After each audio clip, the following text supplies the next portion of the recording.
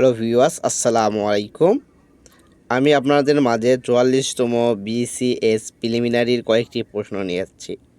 প্রশ্ন নম্বর ১, বাংলাদেশ সংবিধানের রক্ষক কে? ক. জাতীয় সংসদ, খ.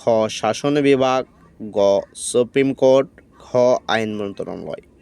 উত্তর হবে গ. Supreme court.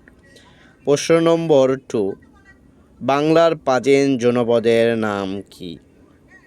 ক. পুণ্ড, খ. তমলিফি, গ. গৌড়, ঘ. হরিকেল।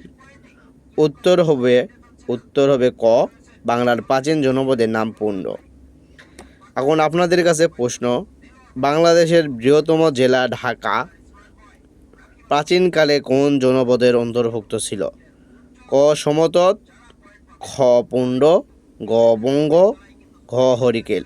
আপনারা সবাই কমেন্টে সুন্দরভাবে বলে যাবেন বাংলাদেশের বৃহত্তম জেলা ঢাকা প্রাচীনকালে কোন জনপদের অন্তর্ভুক্ত ছিল।